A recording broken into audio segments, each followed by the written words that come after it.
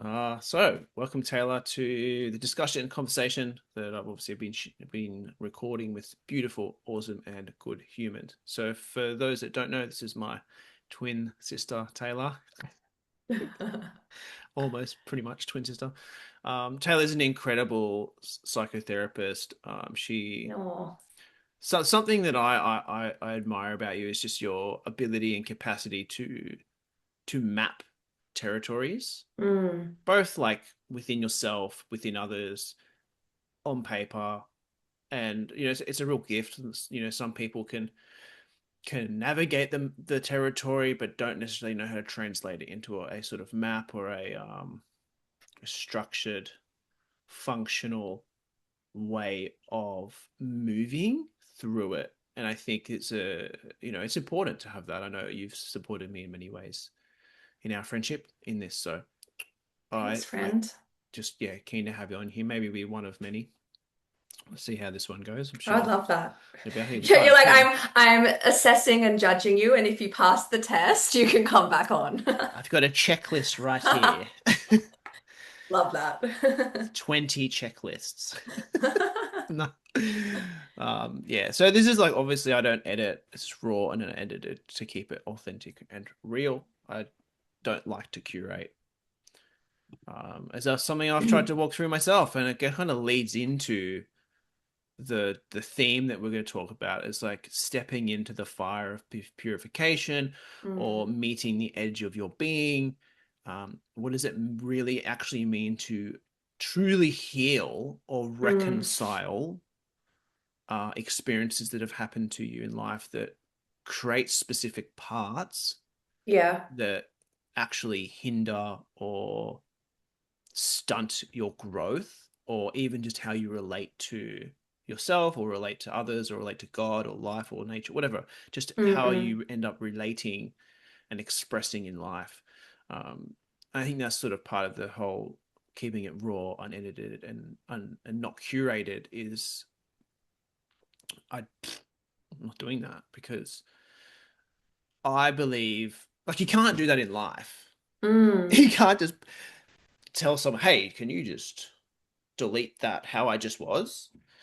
That's like yeah, and that's the problem I see online is like people are curating, mm, and we've both spoken about this many times of how do you show up online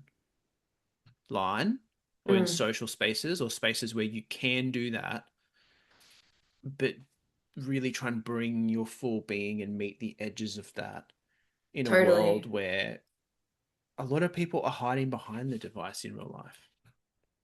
I feel like you touched on so many things there, which was like kind of like what is healing? Why might we hide ourselves, or why do we have different parts of us, some that feel like they're in service of the life we want and some that feel like they're hindering us from that?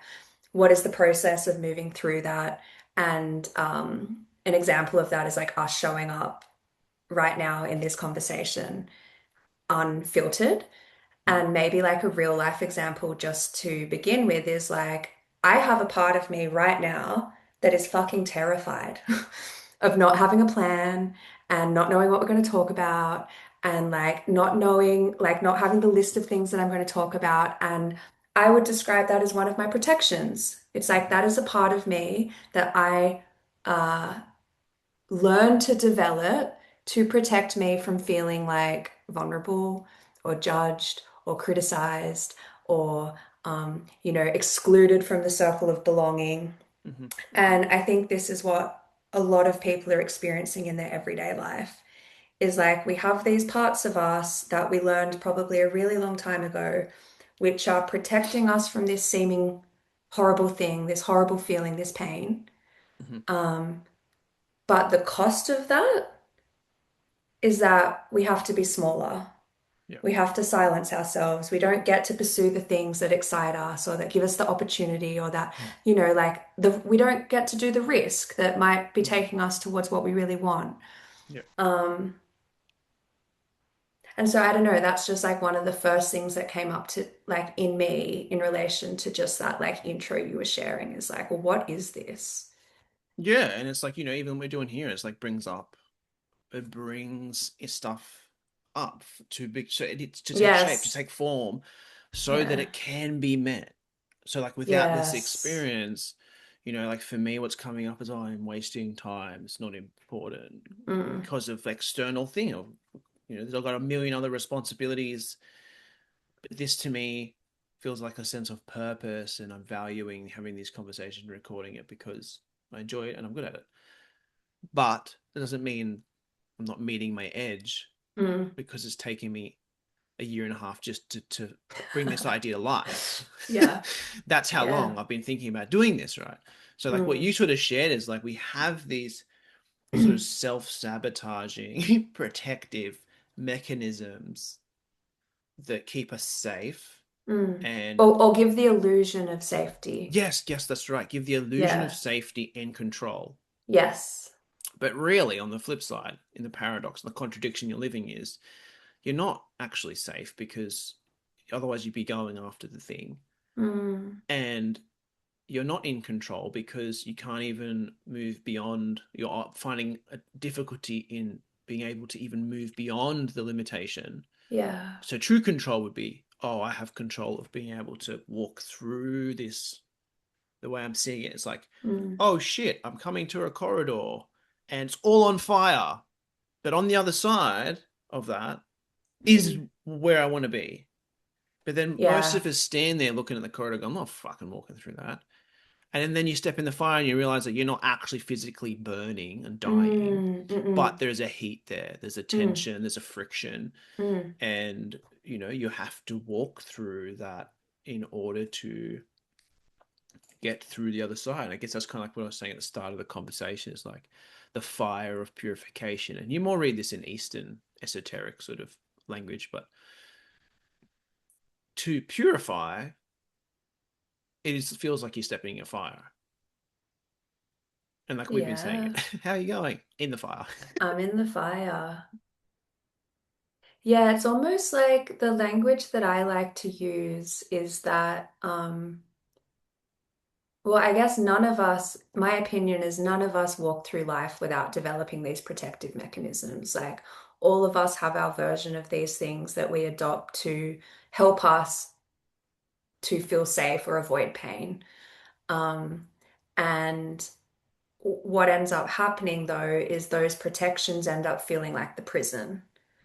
Like they are, like you said, the thing that feels in the way of what we're really wanting or what we think is possible or what is possible. And when you talk about like walking through the fire, I almost see these protections as the first barrier or like the first part we have to walk through. They're the threshold guardians. They're Yes. like they're the guardians between the old way and the new way. And Mm-hmm. so they're often going to surface when we are on the precipice of transformation and change. So it's like say with you coming onto this, like doing this project, like it was like, okay, I have this desire for myself. Here I am now. Here's this thing. What were the threshold guardians? What were the things saying, like, oh, but this is how we've always done it? Like, Mm-hmm. Yeah, well, I would say for me, it was like there was a perfectionist guardian mm, going, oh, mm, you got to wait till the right time for everything to line up perfectly before you mm, start. Never going to happen. mm, Like I'm still here now going, fuck, it was the same a year ago, basically. But I've been able to meet that part of me. And the other part was yeah. Yeah, meet it, like, hey? yeah, meet it. Fear of like a fear of judgment or fear of not being loved and liked was a big Mm, one. And, I sort of realized, well, I'm not doing it for that. That's not why I'm doing this. And I'm doing this to have great, good conversations for others to hopefully support them on their own path, the time of the path. yeah. And I love what you said there is like that before you step through the corridor that's on fire to where you desire to be or how you desire to be or the outcome or whatever it is, you are met by these guardians before the threshold. And it's like, would you say for some of us or most of us, you're building a new relationship with these parts Yeah. and really trying to seek to understand, I guess, why they exist, but also how they came to exist. Yeah, I think there's that's exactly it. It's like changing relationship. And another part of that is like often what happens in my experience and what I observe is that um we almost misidentify with the threshold guardians. Like we can feel that we are them. Mm-hmm. So it's like there's no separation between like the panic and control of the perfectionist and me.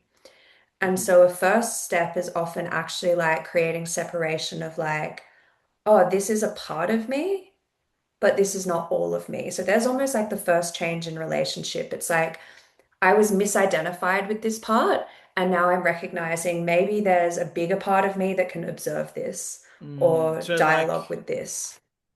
when you say identify, it's like you're enmeshed, you're like that, Yeah, and then you're yeah, trying to, oh, wait a second, there's more to me than this one part. totally. Like, maybe an example that I can draw on in my personal experience is that I can feel like I have a tendency to feel quite conflict averse, Mm-hmm. or, have had a history of having difficulty putting in boundaries. And so, like, say we're in a conversation and you're asking me, like, hey, do you want to come help this weekend with this thing that I'm doing? I might get like overwhelmed by this like sense of urgency and fear that I have to say yes. Mm-hmm. Now, I can think that's all of me, or I can say, oh, wow, I can observe this thing that's happening. This is a part of me. Does that make sense? Yeah, sorry, I was just making sure it's recording. I was like, oh my God, I'm Oh, recording. No, that makes sense. No, it makes yeah, sense. Yeah, yeah. yeah. And then what you said is like, okay, that's where the change of relationship can start happening Mm-hmm. because it's like, if it's not all of me, then I can form a relationship with this part of me. Understand why it's here. Like, what are you protecting? And where did you come from? Where did I learn that? Where did Mm-hmm. I learn that I have to say yes to people to feel safe and not feel rejected or whatever the story is? Yeah, so well, in that sort of example of because I've been there as well around not being able to say no, Mm, and then you get overwhelmed or you pour your energy into everyone else except yourself or your family, whatever. yeah, yeah, Um, what like I kind of have a sense of what it is for me, but what would you say is like? Would you say that sometimes, and I think this has been my case, is often it's a dance of becoming too identified again, and then you kind of separate, and then you're like, oh, yeah, I'm good again. I'm not, and then you're like, then you mash enmesh again, and then you're like, oh yeah. shit, I'm enmeshed. But then there's a like a the gap between the recognition of that you are identified and unconsciously enmeshed to Mm, I'm consciously yeah. aware now. I can recognize that I've just become enmeshed. It's time to Yes. separate. Would Yes. you say that's a good marker is the gap between that happening? And I guess the question is, how do you wait, what supports you in your relationship in being able to create that with these Yeah. parts? So is the question something like, how do I move from not being aware, like just being enmeshed to being aware that maybe I can create space? Yeah, and then the next a further step is like, so it's like enmeshed, and then I'm aware of the part that I'm being enmeshed with, but then it's like that next bit of like, how do I start to burn up Oh, or clear mm, the pull and the desire mm, to go back? Because mm. being aware, I guess being aware is one thing, Yes, yeah, but then it's like, there needs to be some sort of, I guess, compassionate action or some sort of yeah, forward, um, I don't want to say forward, just a burning of whatever's pulling you to yeah, stay stuck like that or stay enmeshed because it's familiar, yes, it's perceived safe, it's your normal. yeah. That's a really great question. So it's almost like, okay, cool, I've got the awareness that I have this people pleasing part or this perfectionist part. Now what? Yeah, yeah, yeah, yeah, Yeah, exactly. yeah. Okay, so if I was to use that example, um, I think what you said was really helpful is like, okay, so maybe in the moment I've developed the skills to recognize when this might be happening. And so for me, it might be like, oh, I'm noticing that I feel tension in my stomach and like constricted in my throat. And I am like feeling the pull towards you to say yes. I'm feeling like urgency because I just want to be out of the discomfort. Part of the shift is like, okay, can I pause right now and recognize that part of myself? And like, what might be the first step? Like, what might be the first step to acting differently? So, if my automatic response is to just say yes, what feels like a manageable step Hmm. to shift that? Because, like, me jumping from always saying yes to outright speaking my truth might be too big, Yeah. might be too scary, might feel Mm. impossible, like, might feel like, of course, I really want that for myself, but I can't. So it's almost starting to work with this part to be like, okay, well, what does feel okay? And maybe it's like, hey, can I get back to you on that? Yeah. It's like creating actionable steps, realistic actionable steps. Yeah, It's like yeah, someone going, it's like you doing jujitsu. It's like, okay, it's like go and fucking wrestle Joe Rogan. Joe Jiu-Jitsu with Joe Rogan is like a triple back black belt guy. hmm, Like you'd be like, fuck, I can't do that. yeah, I'm a white belt. And then yes, it's like sort of the same thing in what we're talking about. It's like, I know that was people ask me things. I'm like, I can't. What are you talking about? I can't do that yet. yeah. And I think it's like, so what I hear and what we're saying is it's almost like taking a compassionate stance towards self. Hmm. And what you said before about like understanding where it comes from and what it's trying to protect, I think can support with that. So Hmm. it's like, and we're going super specific on one example, on one threshold guardian, which is Yeah. like, people pleasing. Um, but it's like if I have the awareness that I do that because I'm scared of being rejected, Hmm. like I have a connection to the underlying vulnerability. So maybe in that moment, I like sense those sensations, sense that urgency, and the cue that comes into my head is like, oh, like right now this guardian is here, and this must mean I'm feeling scared. Hmm. Hmm. So if I was to be a compassionate advocate for these parts of me, what would I do? Hmm. That still feels like honoring of that like the fear and the capacity. And maybe the best I can do today is yeah, say, can I get back to you? Yeah. It's like, how can you be? So there's like a being element you're being Yeah. with. So like you said, you go Yes. feeling, I'm feeling scared, I'm being scared. Yeah, I'm being Dropping with. in and you're being with the feeling and sensation and allowing once that, and I think that's sort of like how you burn it up is like first go into being, be and be present with that.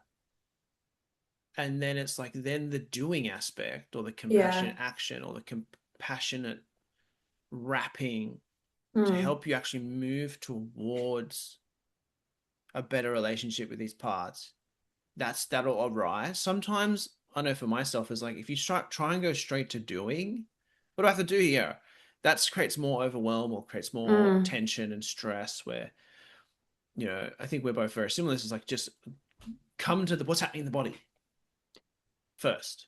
Yeah, it's a really good It's like, anchor. just what's happening in the body. Because the body that's often where all of the shit starts from Yeah. and floods the mind, Yes. Yes. and if we just come back and just check in with the body first, it's like that's what you're saying, like about the pause and the stop.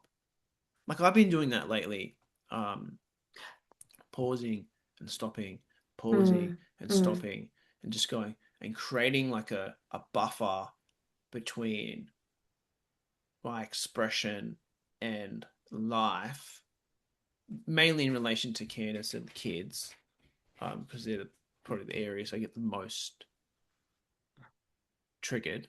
Mm. As your family life.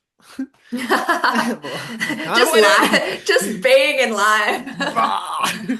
Yeah, um, the classroom. it's just yeah, and then I notice it when I do that, when I've been bringing that in as much as I can. It's fuck, the kids are just the love that's pouring out of the kids towards me because I'm Mm. not just like knee jerk Yeah. reacting like a retard. I'm like actually being able to just go, oh, okay, like I don't need to let this, I don't know, rejection or loneliness or shame or guilt or whatever it is happening in my Yeah. body in relation to something that might not even be relevant to the kids. Most of the Mm. time it's not. Mm. It's just these parts that kick up around other shit, and then the kids become an outlet. Or your partner becomes an outlet because you're like, well, I can be vulnerable with each other. Yeah, Um, yeah, yes. so I think what you said there about pause, creating a sort of gap so that you can just stay with everything, allows for a more reasonable uh response to the actual Yes. thing that's triggering you. So like you used the example people pleasing. It's like I remember this was like the same as me. Like you can't jump from saying yes all the time to a hard no Yeah. because that sometimes actually you could, but fuck, you're gonna be in a fire. Yeah, and I think like this is, I think just circling back to this meta theme about healing, right? Is that um how can we do it in a way that's really compassionate to ourselves? Mm, Because like just using this example of like going from here to here when this has been the illusion of safety, like when the threshold guardian, to knock that down straight away can be exceptionally overwhelming for the system. Like mm. it can almost further entrench the belief that doing that thing is dangerous, Yeah, literally. Yeah, right? It yeah, like yeah. activates such a fear response that it's like, well, no, I'm never going to do that again. And so I like to think of it of like, we're sort of like stretching the elastic band Mm-hmm, mm-hmm. of our tolerance to be with life as it is slowly Yeah. so that it doesn't snap.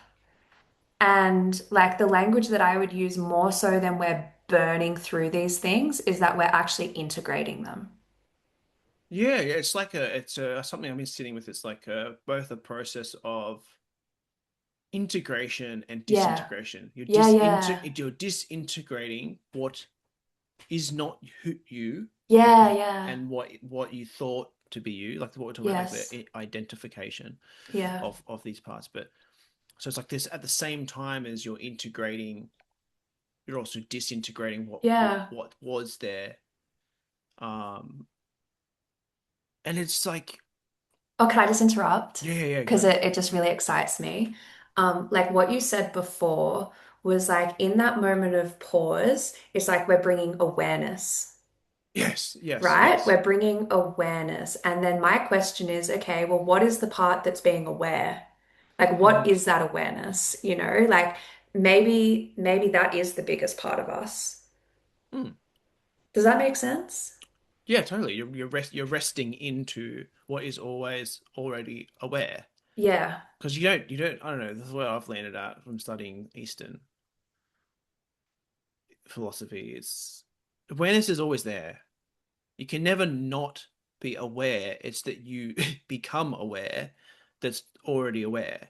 Yeah. It's the weirdest thing. It's like if I say, okay, now be aware of your feet, you're like, oh, wait a second. You instantly become aware of your feet, but why were you not aware of your feet? Do you know what I mean? So it's like Yeah. it's just that these things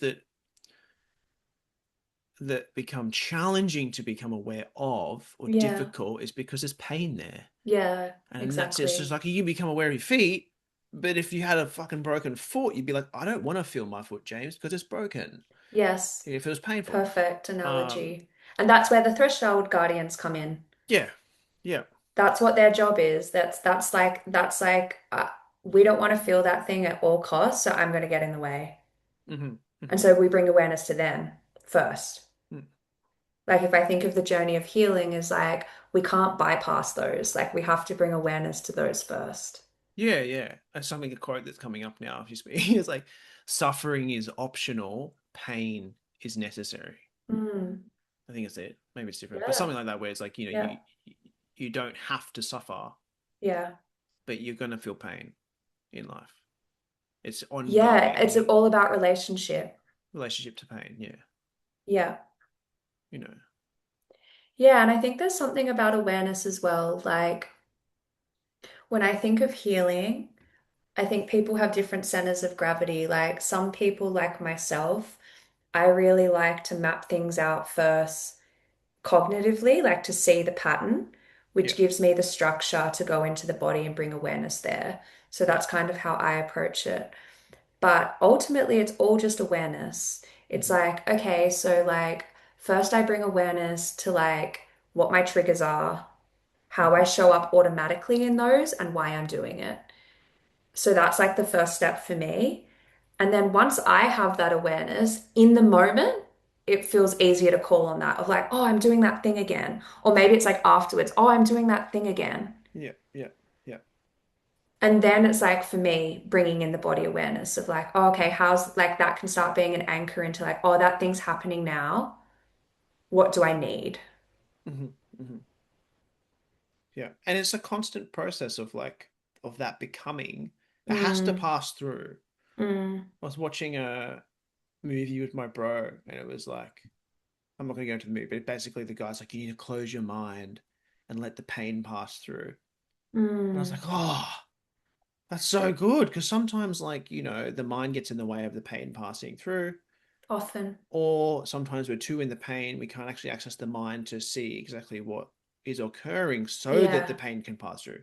So it's kind Yes. of like you kind of need to have both. Is that how can you recognize what you're saying, like the patterns, what's occurring through awareness, Mm, and then it's sort of like, okay, so that the pain can heal or pass through, or and mm. often that is like, we do the thing again.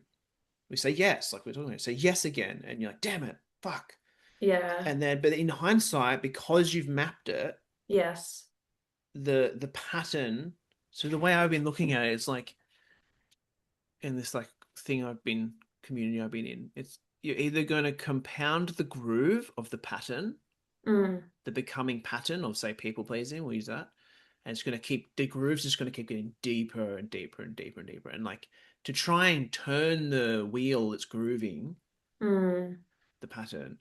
It's if it's too deep, like it's hard, and even if you start again new groove, you're gonna go back into the old groove. So it's better Yeah. to try and, well, how I kind of seeing it with my experience is like you're trying to fill the groove in so that you can start to climb out, so that then the Mm. new groove, you then get to the point of the choice point of I now can Yes. freely choose not Yes. to Yes. do the thing. Yeah, yeah, yeah. And I think Mm. that's the control part you were talking about before, is like when we're acting automatically from these patterned responses, it can kind of feel like we're not the driver in our own life. It's like, oh, I did this thing and fuck, I did it again. Yeah. Right? And there's like I think there's like bringing grace to the process that it takes time, but where it can arrive is like, oh, I like it's not necessarily that that automatic response goes away. Mm. Maybe it's just that we can recognize when it's there and say, ah, I see you, but I choose to respond differently. And that's like where we start having agency or start feeling like we're being self-led or spirit, like soul-led, Mm. where the choice is coming from our deepest truth as opposed to the ways we've learned to protect ourselves. Yeah. Do you think that's sort of like the intended aspiration of like of the soul or spirit is like you come here, we experience all this shit, certain parts form, for the most part, it's pretty painful, it's pretty shit, and it's genuinely fucked. And then you start to climb out and you get more conscious, more aware, Mm. you're recognizing, and then you get to that point of choice. And I guess my question to you is like, do you think that these parts of us take a new form and shape that become um, an expression of soul. Oh, I keep thinking of Bill Plotkin's work and how he Mm. talks about like you go through the chasm. Was it chasm? What word did you use? Oh, I don't know, chasm or gorge. You go down to the darkness, basically Yeah. dark night of the soul. But you can have multiple. But then you Yes. climb out the other side, but you're still not quite a butterfly. You're not from a cocoon to a Yes. butterfly. You're still sort of like finding your way to then eventually the sort of phase of you realize your purposeful soul gifts. Mm. So I would say for one, I'm starting to recognize one now, just having conversations with people because I do this all the time. Never record it because I'm doing it with strangers. So I realize, oh, I'm Maybe that's beautiful. something you can start doing. Hey, do you mind if I record this Well, honestly, conversation? it's popped up. I'm getting literally just popped up to go have conversation with people. But anyway, just to digress, there's like these parts of us that, whether it's perfectionism or people pleasing, or, maybe it's actually just selfishness, like being so selfish that Mm. you are just, you're so highly ambitious and selfish and you have such a drive that you just get shit done, but then you actually Mm. don't care about other people. Mm. Mm. Mm. But imagine if you were to face that and transform that, Mm. because you're not going to lose those Yeah. qualities. Like, Yeah. because even if you look at what we're talking about, people pleasing, like the people pleaser is they're self abandoning Mm. to go please other people or be there for other people, help other Mm. people, serve Mm. other Mm. Mm. people. Mm. Ultimately, that's usually it. Yes. And that's not a bad thing. It's just, Exactly. or not wrong. It's just that it became so dysfunctional that you actually abandoned, rejected, neglected your own self. Yeah, yeah. It's almost like we don't like these are just energies at the end of the day. Mm. And we don't want to get rid of those energies. It's just that we want to create space for the application of them to be less rigid. Yeah, like application into, would you say like, That allows us to be in connection with life instead of protecting us from it. So yeah, like yeah, yeah. I like to think of things in like we can either be in connection or protection. Oh, I like that. That's really We good. can Yeah. either be in love or fear. Mm. Hmm. And Hmm. when we're in protection, we're inherently out of connection with others, with the world, and ourselves. And so it's like, how do we work with these parts of us so that we still can retain all of like the really beautiful qualities about them, but direct them in a way that doesn't make us feel like rigid or imprisoned or Hmm. Hmm. stuck and actually allows us to like feel really connected to others. So maybe with the people pleaser, it's like I can love and care for others and direct that love and care towards me as well. Yeah, it's like these parts of us that when we were kids, they're like coming in. You're like, yeah, I'm gonna be like. I just remember my eldest daughter. One of her parts is to let everyone be included. She wants everyone to be included, and she wants it to be fair. Doesn't want Mm, anyone to miss out. And mm, when she goes to these homeschool groups, I noticed that she'll get really upset when someone's being left out, or yeah. and I noticed that because it's a very beautiful part, but I can see how the trajectory of it's gonna at some point she's gonna have to work with it. Mm, Um, and I guess it's like, how do we bridge these incredible parts of us that have become a bit deformed in the way they function for a for a moment? It's not like they're deformed forever, but mm, and then bridge it to say the maturation of it, like you're saying, is where they start to become less rigid, imprisoning like, or mm, limiting, mm. or like I can attest to this. I'm sure you can. It's like sometimes you want to get rid of the parts because it's just so annoying. You're like, it's like Yeah. torment. It's tormenting, Yeah, right? yeah, yeah. But that just perpetuates it. Yeah. So Well, if you think of a part as a beach ball mhm. and you're in a pool, if you don't want it there, you're like pushing it down. Like think of all the energy it Yeah. takes to like push that ball down. It's still there, Hmm. but like your whole system is oriented towards keeping this at bay. Hmm. Hmm. And so I think there's an invitation of like, okay, what would it be like to start letting the ball be there? Yeah. Yeah. But then also, like, not being the ball. You're Yeah, not the yeah. ball. I'm not the ball. I'm not the ball. This is Yeah, one I of, don't know. I say like the question of like what is the process of maturation and integration is like it's all in the awareness and change of relationship. yeah. It's kind of like starting to recognize like maybe the first step is starting to recognize, and this is something that my teacher taught, is like we speak with many voices. That can Hmm. actually be quite new to people. Like we have an ego that gives us this sense of like I, which Hmm. gives us this sense that I am one coherent whole. Hmm. But if we actually step back a bit, we can start noticing that we have lots of different conflicting voices. There's a part of me that wants to do this and a part of me that doesn't. There's a part of me that wants to rest and the part of me that wants to strive. And so maybe the first step is actually starting to recognize and be okay with, okay, maybe there's many parts of me. Yeah. And this is, would you say this is the importance of like mapping? Mapping looks different for everyone, but Yeah. using that word, mapping your parts, or I don't know how to ask the question, but Yeah, like bringing awareness to our different states, I guess. yeah, because it's like so often it's circumstance dependent. I always thought I was super Totally. extroverted, which in some sense I am, but I remember going to a party. Oh no, it was with you. We went to the dance party. Oh, Yeah, and I yeah. had so much anxiety coming up. Wow. Like I was like, oh my God, like I love dancing, but we basically went sober. I think I had what, 2 or 3 drinks, right? You were sober, I'm pretty sure. Yeah. But it was like, going somewhere unknown, going uncertain. I had all the stories coming up. I can't go. I'm dad and I've got kids and Hmm. my wife's pregnant. This Mm. was like the end of last year. So I noticed there was so many parts becoming activated. Then they start to create the story and the narratives of what Yeah. might be.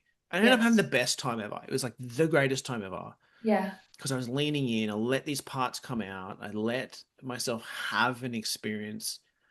But in that experience, I sort of realized like, oh, I'm actually okay with being alone and Mm. not being super super social in group orientations, and actually that there's a part of me that does like that, but it's not actually who I am. Whereas in the past, in my 20s, I thought I was highly extroverted person all the time, and Mm. that's all I Mm. did. I didn't know how Mm. to actually be alone.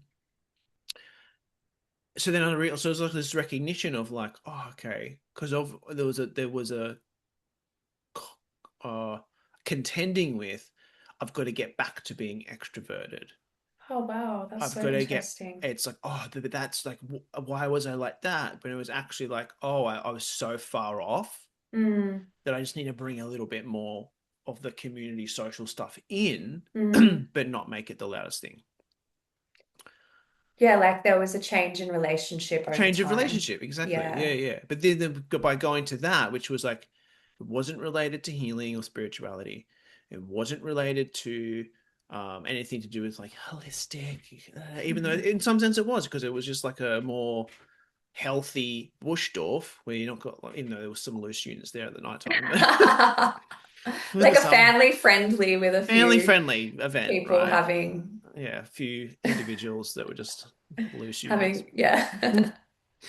um, and I realized, like, it's important to guess what this tangent I'm trying to say is like that part of me that I had suppressed, like the beach ball, of Yeah. I'm not allowed to go to a Bushdorf or a Mm. rave or something Mm. where there's music where I can dance and have Mm. fun and be expressive of that part of me because I'm like, I'm not like that anymore. Mm. That baseball came up. I gave that part it, and there was so nourished. I felt so nourished for so long, and obviously because I Yeah. went with good people, it was like this. It was an experience that made me go, "Oh shit!" Like I've been actually Yes. neglecting certain part of myself. I remember we talked Yes. about it. Yeah, yeah, yeah. And what's like what I also hear in that is like before a part became really active that was trying to like, for whatever reason was saying we can't go there. Mhm. Now you could have been like, fuck that part, I don't want that here. Or you could have enmeshed with that and been like, okay, this is all of me and we have to like follow what this part is saying. But what I heard was it was like I had awareness that a part of me came forward. I could hear it, what it was saying, and there was still something in me that could hear it and give enough reassurance that I could still go. Yeah, yeah, exactly. Yeah, That's like that's kind of what I see as healing. yeah, It's yeah, not, we're not in a place where it's like I need to suppress or avoid or run away from. But I'm also not in a place where I'm so over-identified that I feel like I'm at mercy to yeah, this yeah, part. yeah, It's like, oh, I'm starting to form relationship where I do then feel like I can have more agency to choose what I actually want to be doing without Mhm. bypassing this. Yeah, yeah. And that's the big piece is we're not bypassing. We're not going to make one side right and one side wrong. We're Yeah. really trying to find the middle path. That's why I think why I like Buddhism and Eastern sort of wisdom traditions is like you're not you're not trying to just go this is right and this is wrong and it's this not that. It's like you're trying to find what is the middle where you that part still gets its expression, Mm, it still gets its experience, mm, but it's not at the detriment of other parts or yeah. um the self or other people in your life. It's you've been able to meet it, and often I know for myself, often the expression or the form it takes shape as, and the experience is quite left field for me. Like Mm, lately, I've been like getting back into kicking my a boxing bag. I bought a boxing bag and started hitting it. Like that's been coming in for ages, and I've been neglecting that, right? mm, For like years, and I was like, oh no, there's nowhere to put it up, and da, da, da. I could have made it mm, happen when I was up on the mm, property. mm. Finally got it. Took ages to come, and I've been hitting it probably 3 or 4 times a week for I don't know, just hitting it, and oh, it's just been so good. That part of me, that fighter, that warrior, that part of me that did it when I was in the military, and I enjoyed that kind of energy. I'm like, and now I'm reintegrating it or Mm, disintegrating the unhealthy warrior, bringing in a more healthy version of it. I'm actually feeling more stable, less reactive in other areas of my life. So if anger arises, it's that energy, that fiery energy that you're using to direct at the bag mm, mm, mm, mm. is less it's less volatile because that other part's now getting fed. Is how Yeah, I'm consciously, not that that's what I'm doing all the time. Sometimes mm, I'm just going to hit it because I want to sweat, but I'm just noticing just that kind of exertion in that sort of way. yeah. Is giving like a conscious, intentional space for different parts of you to actually have expression. Yeah, like the other day, I Yeah. remember they had a old face pop up in my psyche.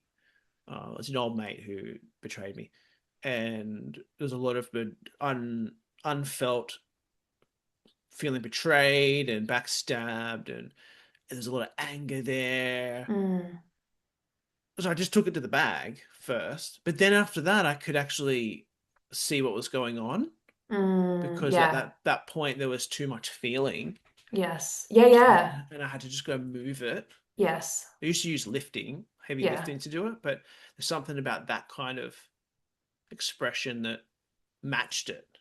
It matched it. And expression can look like so many things. Like I really love expression. Sorry.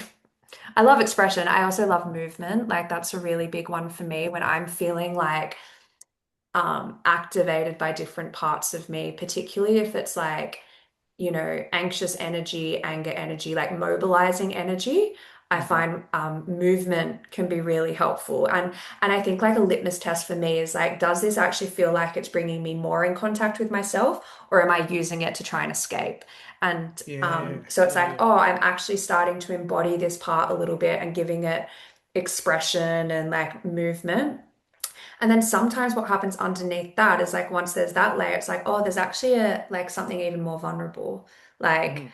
underneath those initial protections is often something more vulnerable, like Yeah. grief or pain or rejection or and I think like maybe that's not something we've touched on in this chat about healing. Like we've spent a lot of time on the threshold guardians, Yeah. but it's like they're there because they're trying to protect us or stop us from feeling something that was really painful.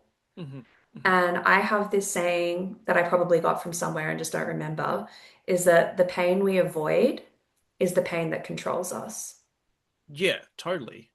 right? Because it's like we spend so much energy trying to escape it. And that's part of the threshold guardians' jobs. That's why we work with them first because they're the gatekeepers to like accessing that pain, and accessing that pain is accessing transformation, because as soon as we draw that pain near and really be with it, like we're coming back to that be with it, which is really hard. Like this is kind of Hmm. like what I see a lot of Carl Jung's work is like moving into the unconscious and being with those complexes, as he calls it, is hard. It's difficult because it feels scary, but the more that we can be with that, the less we're controlled by it.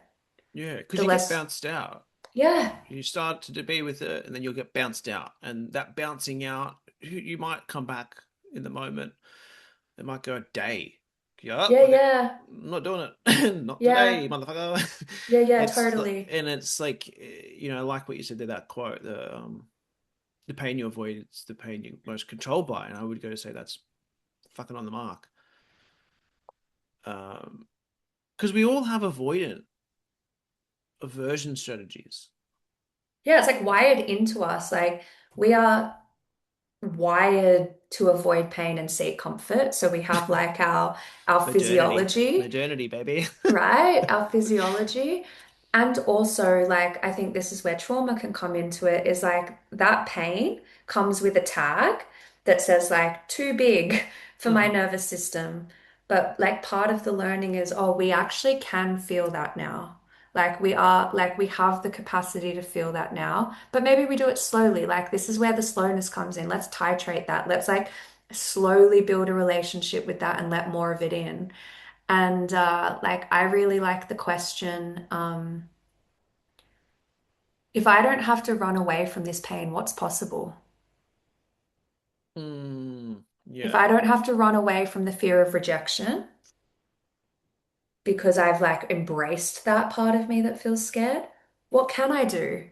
yeah, Is exactly. that not transformation?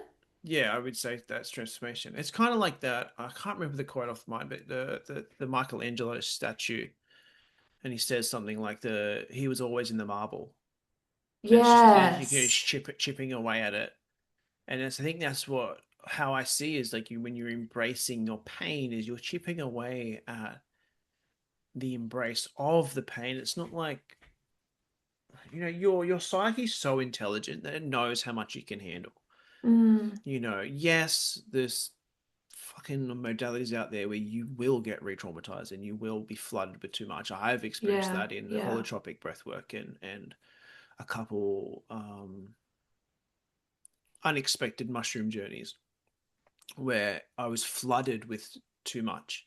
yeah. Which That is almost it's re-traumatizing because at that like whatever original wounding there was happened because there wasn't the appropriate containment. Yeah, yeah, Yeah. and I think like that's sort of the how bringing in the movement. I did the thing about movement is like healing is quite dynamic, and the things that you often need there needs to be an attunement because certain Yeah. parts of us, Yeah. and obviously it's different as well for male and female. Like it's the same sort of idea, but this I think with when you get into gender, it's like even integrating. I don't want to go on a massive tangent with this one, but I'm just going to bring it in. Like you have different cycles. Hmm. You guys have monthly, men have 24-hour cycle. Mm, That plays a massive part as well in healing. So it's like how a man approaches it compared to a woman is different. And it's like a woman can be more indeterminate and a man's more determinate. So some man's like determined, da da da da da, where a mm, woman's more like indeterminate, even though a lot of women are stuck in that sort of masculine being determined or mm. determinate because of the way modernity is set up. But there's the way in which your healing or transformation is to be approached. It is there's a lot of nuances that's unique to yourself, Yeah, and I think so. yeah, and I don't think like copying everything everyone. This is where sort of like that sense of agency or sense of like, but is this for me? And you can experiment. Some people just know, like, that, Mm, like people like for me, I know ayahuasca is not it for me, and that it would not be good for me. I know that with the yeah, depth of my being, I'm like, no, yeah, But then mushrooms, I haven't done it for 5 years, but there's a curiosity there. Like, well, that was also supported me so deeply. I had yeah, more yeah, yeah. experiences that were supportive than ones that weren't. Yeah, and what I hear in what you're saying is something about like part of the healing journey is starting to get really honest and to Yes. know thyself. Hmm. Like, what are my protective patterns? What are my ways that I avoid pain? What are my ways I protect from connection? What's my unique story? Hmm. Um, and when I can like have an awareness of that, then I can start working with it. Yeah. Yeah. Then I can start working with it because it's like how your inner critic shows up might be really different to mine. Oh, And so massively. why we like whilst we might have these archetypal patterns and templates and like universal human experiences of the way we protect, I think there's something about like, oh, getting to know what it looks like for me so that I can respond to the underlying need in me. Yeah, it's like, there's has a they each person would have a different flavor. Yours might Yeah, be what's your lemonade, flavor? mine might Yeah. be cola in Yeah. terms of how the critic shows up. I mean, that's pretty tasty, but anyway. Um, so there's a flavor there that you need to get used to. And Mm, so it's still the inner critic, but there's a flavor of the inner critic. And it's like, so how it shows up for you and how it shows up for me would be different. And getting to know it, relating with it. I because I think online how I see it is like there's a lot of cookie cutter. This is how you heal. This is it. This is the oh this yeah, is it annoys this me is so much. this is the way. And it's like fuck man, like I've had people for me EMDR therapy, EMDR, um rebirthing breathwork and meditation have been like the three Yeah, things, right? Natasha. Yeah, yeah, Natasha. But I know I've heard people go, oh, EMDR didn't really do it for me. Yeah. But then for them, it's like journeying deep into fucking plant consciousness land, and that they swear by it. Okay, cool. If Mm, that's your fucking thing, and you can actually genuinely becoming a better human, and how you relate totally. to life and your kids and your family and others, and then fuck yeah, um, go for it. I think the danger is blindly following others without being honestly curious of, I guess, asking the question: is this making me relate better to myself Yeah. and also to the external? And am I more coherent and stable? Yeah. You could almost like argue that that desire to get the cookie cutter is a protector in itself. Yeah. It's the saying like, I want so badly to be like out of pain or healed or whatever that I just want to do that thing. Yeah, yeah, it's like get me out of this. Yeah, Yeah, yeah, yeah, yeah. it's another way to try and like fix ourselves or move away from Hmm. ourselves. Hmm. And so it's like, then it's like, okay, let's bring curiosity to that. What's that part of you? Hmm. Hmm. Would you say this is adds on to what you're saying? Do you think there's a stage of healing from healing for some people? Can I you know I've elaborate? so like you said the word fixing, Mm, and so I can use myself as well, I'll use us as an example because I think we're very similar in this. It's like you've got the anxious, more anxiously focused, I need to fix, I need to solve, sort it out, I want to get out of mm, this sort of approach, and then you'll try everything, and sometimes that makes it worse. Or you've got like the other side, which yeah. is like very hyper avoidant. They won't try anything, Mm, and then they'll sort of maybe dip their toes in and maybe dip their toes in, but then that they're not, they're just staying the same. Whereas sometimes if you can go too far, yeah. like that happened to me so many times, like where I've like I think back and go, oh, I probably shouldn't have worked with that person, and it just all it really taught me was discernment of there's people out there that actually have not good intentions. Yeah, There's yeah. still healing involved. However, Yes. there was probably more healing from the healing Yeah. because this distortion started to create, this twisting and kinking because Yeah. of listening to someone and taking it as gospel. Mm-mm-mm. I think how like I relate to it, it's not feeling fully formed in my head right now. So I'm kind of just like processing as I speak. But what I notice in myself is that I can weaponize healing under the guise of healing. So I might say like, okay, I'm gonna go do this meditation to like be with myself.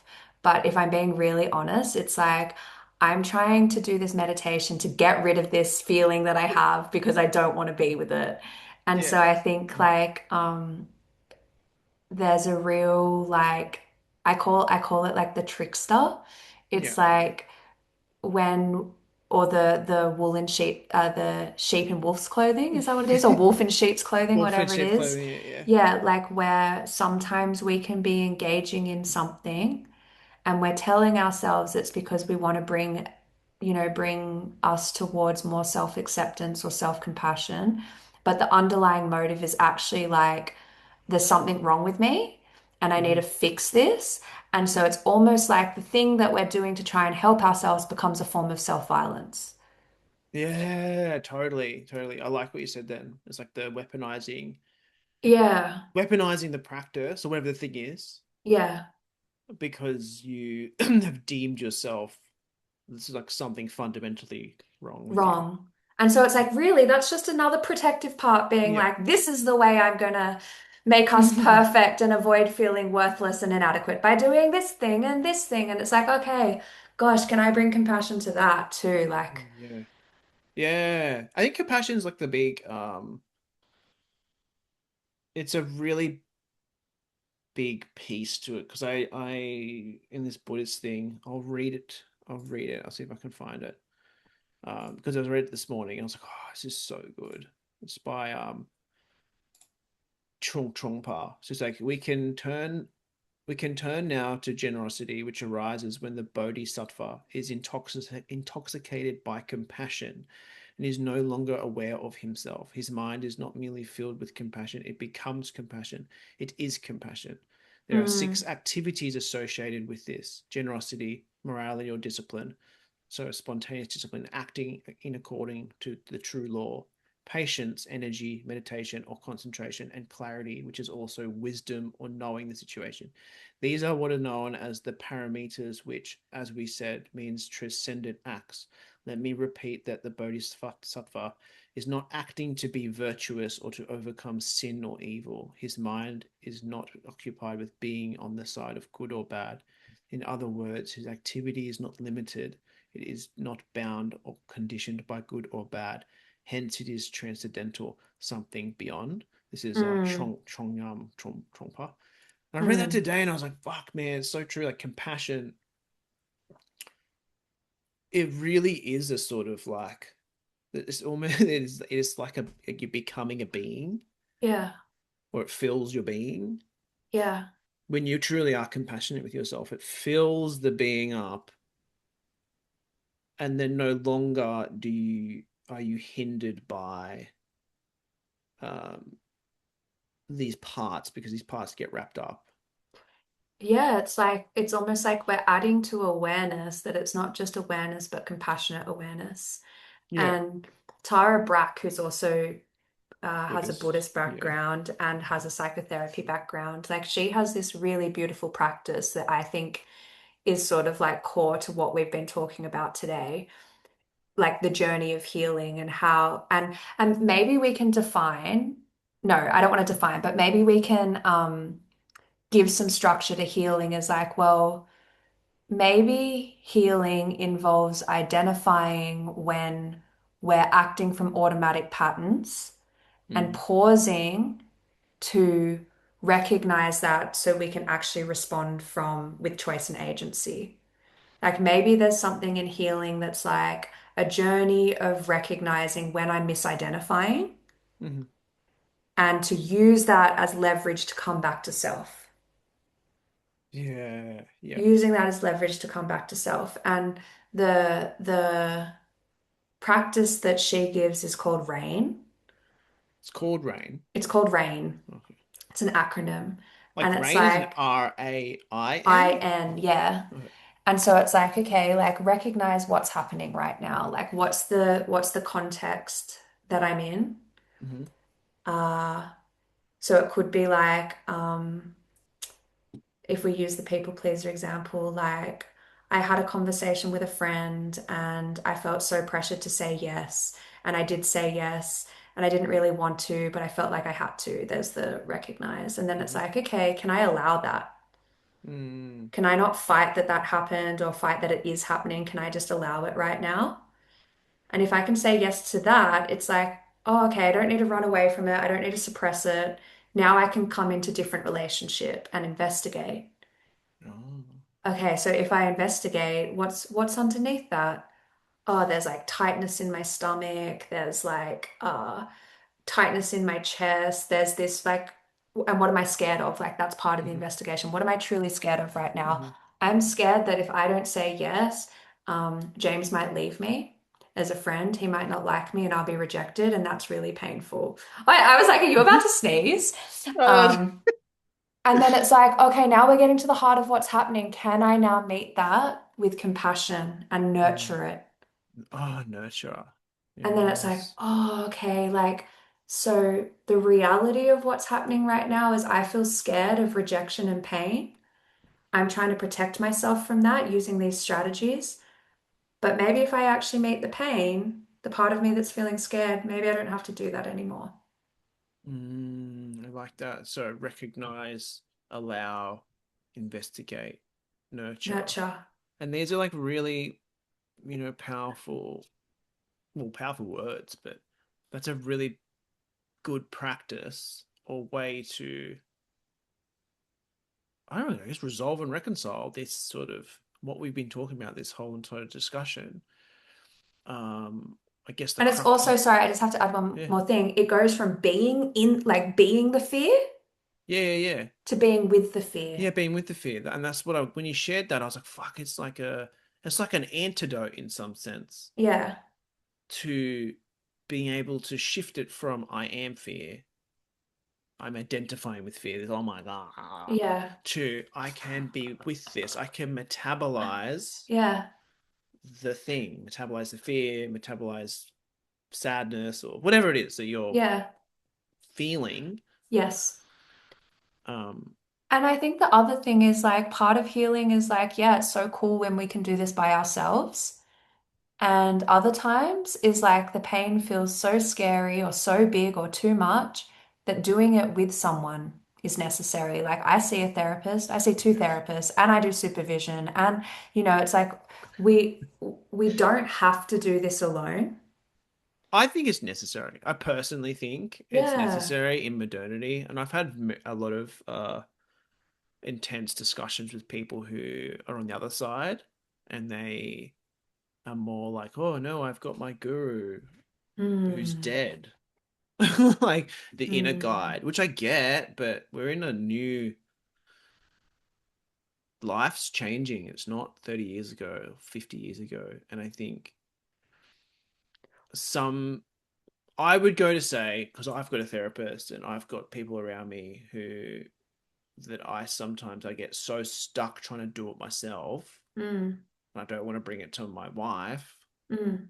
and don't want to just always bring it to friends. Like you go seek out a professional, whether that's there so that you can start to explore this in a contained, safe, or I don't like the word safe these days, but that sort of structured, contained manner so that you can get a little bit more recognition or allowing or investigate and then Yeah. move into hopefully nurturing it so that when you get into these situations that are quite painful and difficult to be with, when they show up again, because you've taken the time to do it with someone else, often, I know for me anyway, it's you face it and you're like, oh shit. Totally. And I think there's this like, cultural recognition that maybe some of the traumas and pains and wounds we carry is because we never learned in the first place how to be with those. Oh, Because the people who were looking after us didn't know how to be with those. yeah. Because the people looking after them didn't know how to be with those. Like we used to have elders that would teach us how to be with these parts of us. Yeah, and I think as well, it would have been in the communal nervous system. Because I think about it, I'm like, I've been trying to get my kids to difficult because I contradict myself, and same as my wife, but we try and get them to, feel and breathe. And like my eldest is just like, well, sometimes both the eldest. My youngest is he's awesome. He's like, oh, we start doing the breathing, but the others are like, I'm not doing that. I don't want to feel. And I'm like, Yeah. fuck. And it's just like, yeah, it's not taught. I think that's the compassion piece is just remember you have not been modeled this and you're gonna fuck up. You're gonna step out of Yeah. therapy and sometimes you're gonna fall on your face Yes. and then you're gonna be like, oh, it didn't work. And then the next time Yeah. it shows up because you fell on your face but you had that little bit of a separation to go, oh, I can see what happened there. Yeah, it's like if you've been walking down one path for decades, to expect of yourself to just start walking a new path is almost unkind. It's like So it's unkind. setting and like, you know, like myself, if you're someone who has like high expectations and wants to do things well and like, wants to succeed and achieve, it can feel really disheartening to be like, and I even suck at healing. What the fuck? Um, Yeah. but it's like I think it's like I like to imagine the healing path is something that's like really overgrown. Like we haven't walked down it much. And so it's like, oh, each time we walk down it, the path becomes a little bit clearer, a little Mm. bit easier, a little bit more um maybe it shifts from that one being automatic to that one being automatic. Yeah, and it's like you still come back, s- you know, to the parts, or if you want to look at it as themes and categories, you come back again and again. Like something I've been traversing is sexual desire, and I've been traversing that fucking ever. And sometimes Mm. I'm like, when does this shit end? It's one of them. Or another one's like procrastinating, or um, oh, the other one we were talking to you about the other day. I asked you a question about was it paranoia? No. Oh no, it What was was it? being invisible. Oh yeah, being invisible. Yeah, so it's like that one, like non-existing and being invisible. So there's these things, but that's like the 50th time I've come back to this theme or this part, right? But each time there's a clarification and a deeper Mm. recognition and the investigation process furthers on Yeah. moving it towards it's like one of the head teacher that I'm currently studying with, he goes, at the time of the path, at the time of completion. And I was like, fuck, it's like if you row a boat across a river and or down a river and you're going and you're rowing the boat and then you complete that at the time of completion, you don't fucking put the boat on your back and keep walking. You leave the boat, right? Mm. And I think that's what kind of saying is like the path is the path. You don't carry the path Yeah. on your back at the end when you've Mm. completed it. But Mm. you need to recognize that it's a journey. You're on a It's a path, journey. and that there's going to be times where you come back to these certain themes or experiences, or your psyche get floods with memories, or you're like, I thought I dealt Totally. with this. What the fuck? And that's, what we've been really emphasizing on the compassion piece as being very key to Yeah. actually healing versus just trying to kick the door down and pretend that you're through it, Yes. and then just locking the door back up and Yeah, yeah. oh, Yeah, survived. Oh, and then doubling down on the way forward. yes. Yeah, and I'd almost go as far to say I don't know if I don't think we get rid of any of our parts.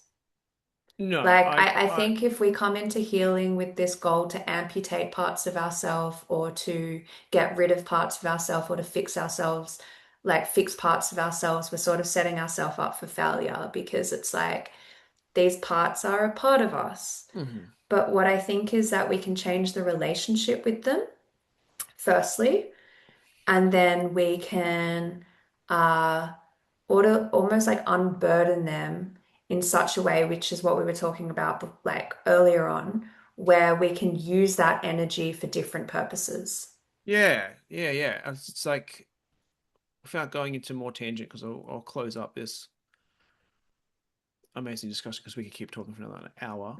Um, Mm, would you say a good marker or maybe reference point, I'd say, of healing and knowing that you're healing is these parts that were tormenting us or becoming problems. mm, They actually start to offer us specific qualities that are purposeful.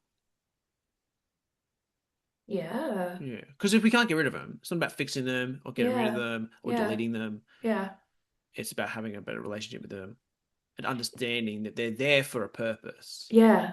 It's almost like maybe like what you said earlier is like we don't want to get rid of our capacity to care for others and Mm-hmm. love others and attune to needs, like if we have that quality.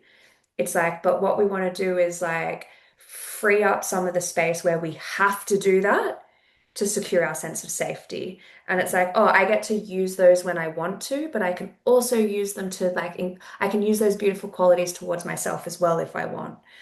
Yeah, Or it's yeah. like, say, another example is like, I have like this real high achieving part. And I love that part of me. It gets shit done. It, it like draws me towards the things I really want to do. But sometimes it can feel relentless, like it won't let me Mm-hmm. stop. Well, when that you rest, right? Yeah, right? Yeah. And so it's like, so how do I change the relationship with that and unburden it of this like responsibility to protect me from feeling unworthy so I can actually use it in a way that that Mm, feels good and supportive to connecting with life. And like one of the ways that I like to frame it is how do I move from my part being a manager to an ally?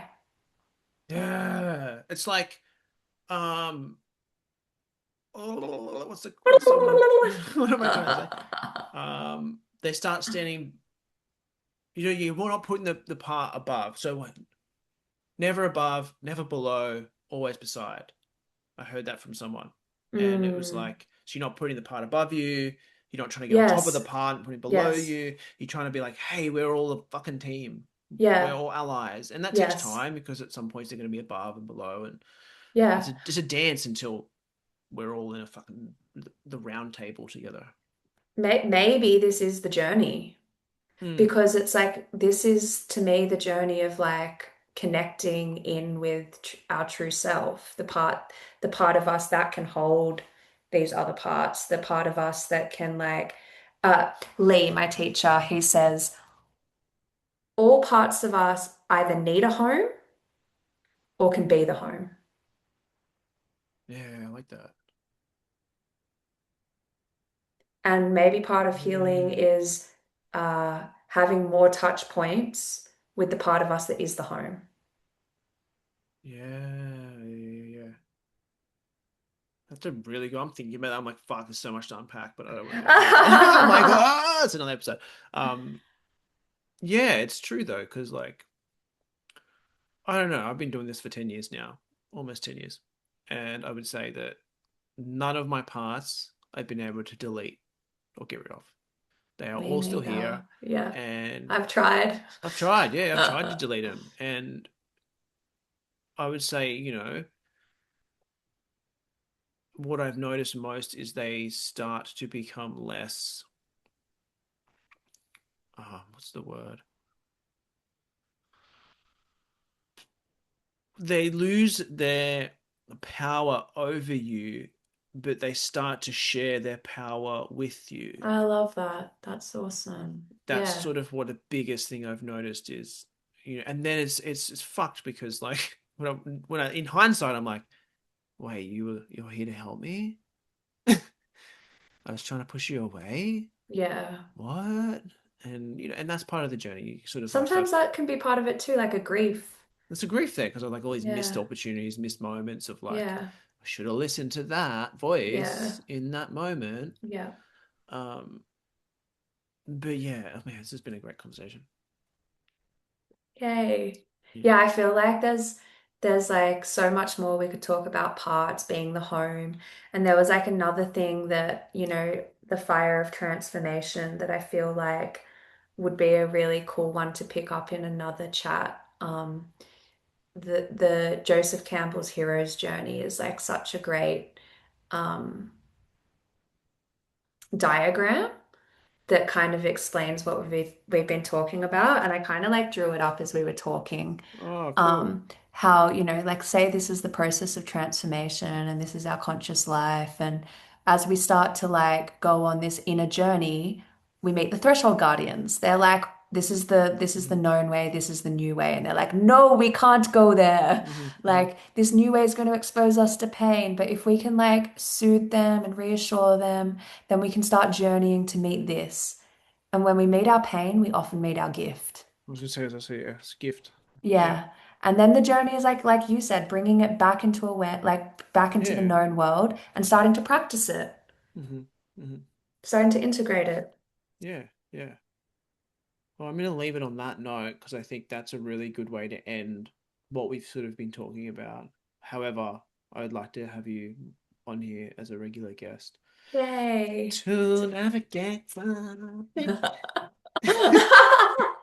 Oh, I feel um, like, can we come up with like a dance for the next one where we like are in unison and start it in like we'll have to practice outside. We'll have a full what is it called? Choreography? No, a choreo routine?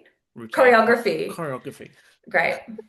That It'll lights be up a so part of good. me. I want to see the Yeah. dance moves that you brought to the dance party.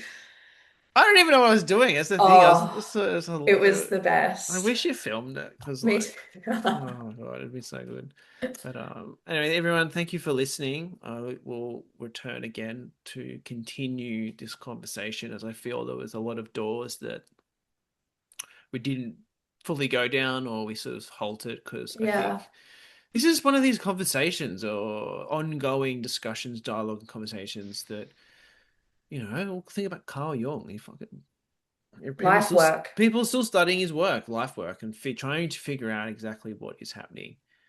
And I think the added layer of modernity, especially what's occurring now with like technology and AI, and people are losing agency because they're giving it away. Mm.